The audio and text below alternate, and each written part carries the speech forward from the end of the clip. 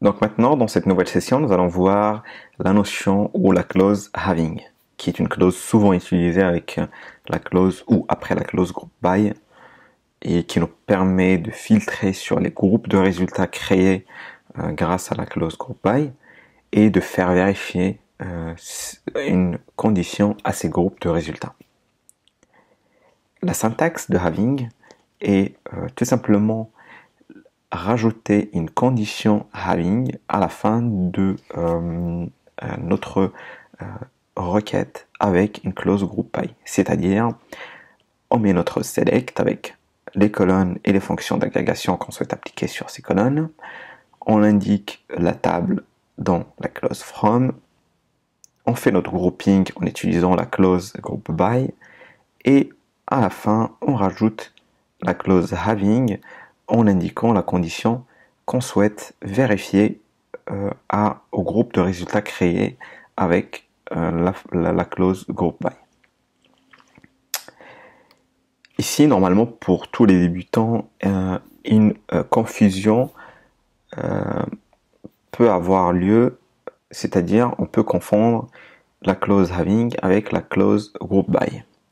Donc on va voir quelles sont les différences entre having et group by.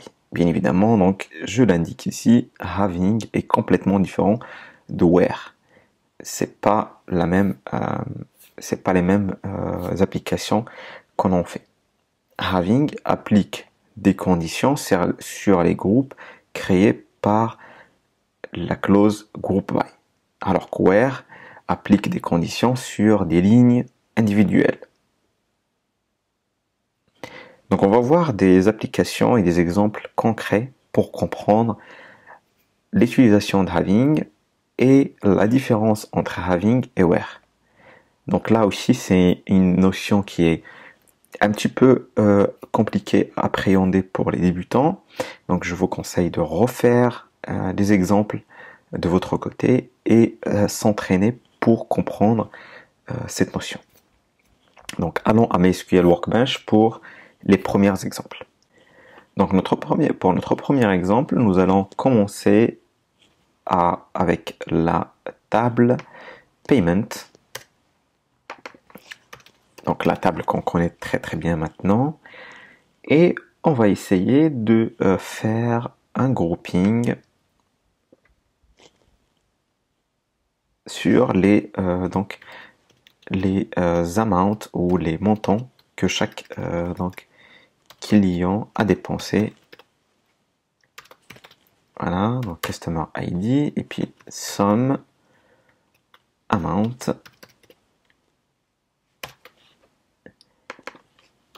On fait un grouping avec le Customer ID et on va voir les résultats ici.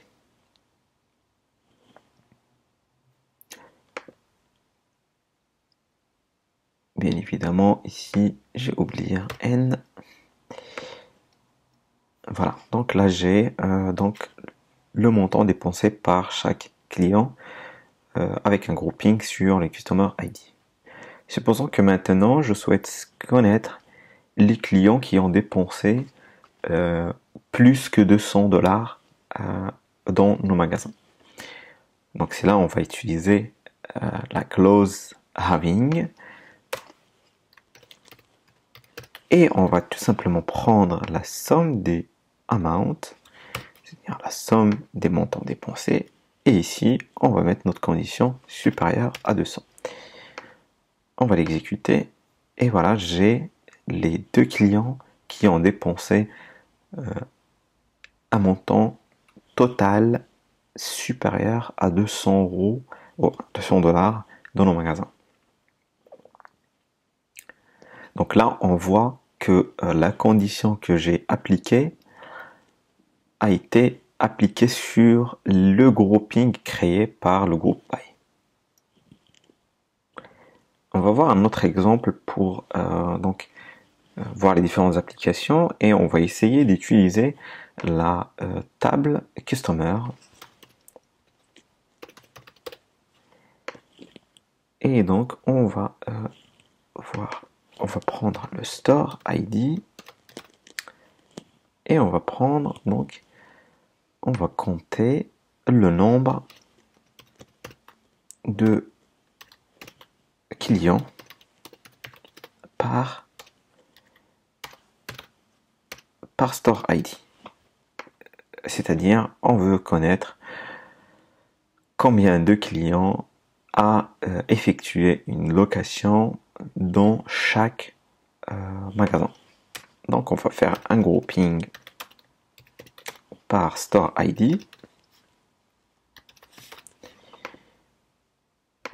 Et voilà. Et donc là, j'ai pour le store numéro 1, j'ai 326 clients.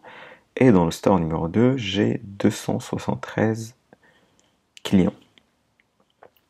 Si je souhaite connaître que les magasins qui ont un nombre de clients supérieur à 300, je vais utiliser ici la clause having et je vais prendre donc count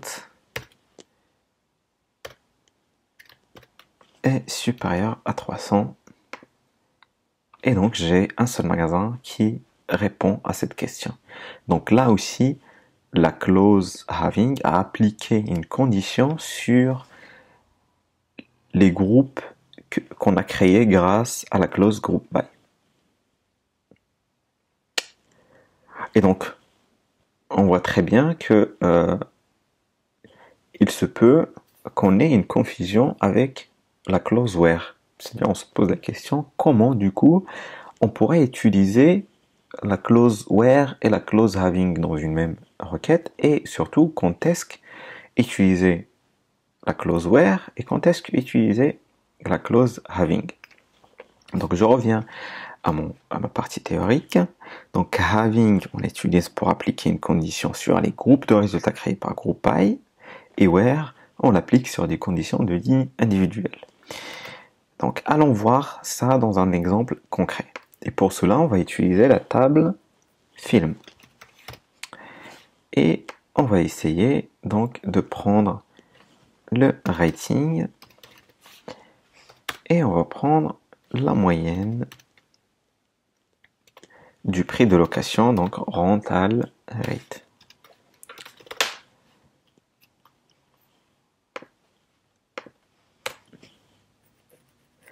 Donc supposons que je souhaite voir que les ratings PJ et J. Déjà, on va voir les ratings dont on dispose. On va faire un group by.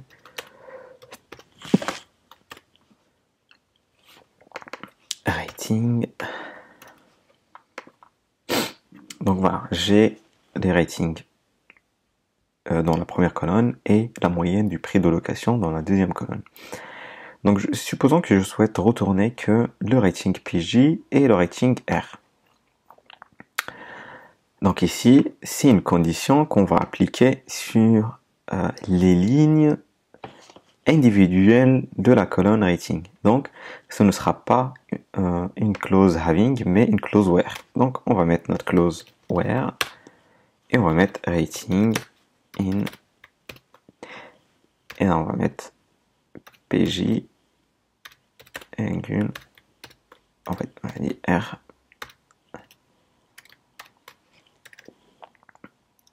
Hop, et on va fermer. Et donc là, voilà, j'ai que PJ et R.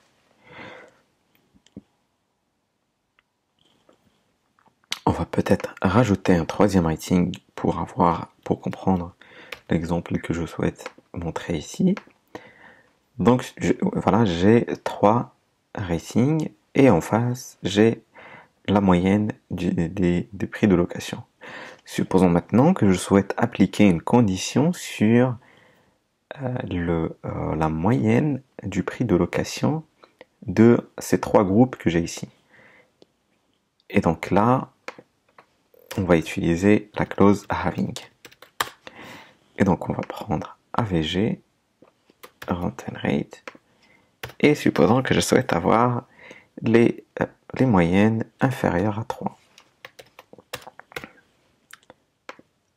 Donc voilà, j'ai que de groupes J et R dont la moyenne de prix de location est strictement inférieure à 3. Donc voilà pour la clause having. J'espère que ça a été clair pour vous. Donc je le rappelle encore une fois, je vous conseille fortement de refaire des exemples qu'on a indiqués ici et d'autres exemples que vous pouvez donc créer par vous-même pour comprendre le having, revoir la partie théorique et en cas de non-compréhension de cette notion, n'hésitez surtout pas à poser vos questions dans la partie questions-réponses.